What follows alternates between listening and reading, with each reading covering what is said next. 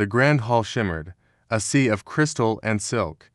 Chandeliers dripped light onto guests dressed in their finest, their laughter echoing like delicate chimes. But amidst the glitter and glamour, a different story was unfolding in the shadows. Near the back, almost hidden by the opulence, stood a woman. Her dress was simple, her presence quiet, a stark contrast to the surrounding extravagance. She wasn't part of their world, and they made sure she knew it. A sideways glance here, a hushed whisper there. You could almost hear the thoughts rippling through the crowd. Who is she? Look at what she's wearing. She so clearly doesn't belong. The air grew thick with judgment, each smirk and stifled laugh a tiny, sharp jab. One bridesmaid, draped in satin, didn't even bother to hide her disdain, her eyes rolling with theatrical contempt.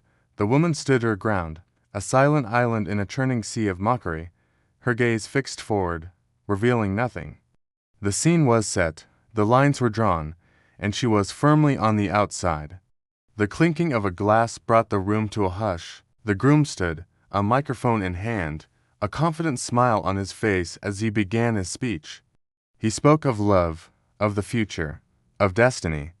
The guests hung on every word, their faces glowing in the soft light. The bride looked on, radiant, the picture of perfection. For a moment, it seemed like a fairy tale. But just as the groom paused for a dramatic breath, the grand doors at the back of the hall swung open. Every head turned. A man stood silhouetted in the doorway, his presence commanding the room's attention instantly. He wasn't dressed in flashy designer wear, his suit was understated, his confidence the only accessory he needed. He didn't look at the bride, nor the groom. His eyes scanned the crowd, finally landing on the quiet woman near the back. With measured steps, he walked directly toward her, the sound of his shoes on the marble floor the only noise in the now silent hall. He reached her side, and without a word, he gently took her hand in his. A collective gasp rippled through the guests, and then, everything shifted. The scene fractured into a dizzying montage of quick, sharp cuts. A sprawling boardroom with a skyline view. The wing of a private jet slicing through the clouds.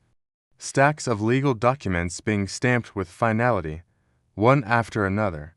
Back in the hall, the faces of the guests were a gallery of shock and disbelief. Jaws dropped, eyes widened, the whispers died, replaced by a stunned, heavy silence. The groom's smile had vanished, his face pale. The bride's radiant expression had collapsed into a mask of confusion and horror. The man, still holding the woman's hand, finally broke the silence. His voice was calm, steady, but carried an undeniable weight of authority that cut through the tension. He turned his gaze toward the head table, looking directly at the bride. "I'm sure this will be a day to remember," he began, his tone even. "Especially since, as of this morning, I have completed the acquisition of your father's company.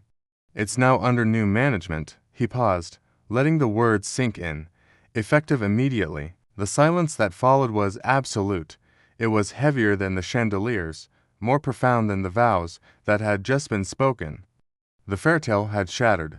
The man gave a slight, reassuring squeeze to the woman's hand. He then turned, and together, they walked back toward the open doors, leaving behind a room frozen in shock. They didn't look back. As they stepped out, the screen faded to black, leaving just 3 words hanging in the air. "Never judge what you don't understand."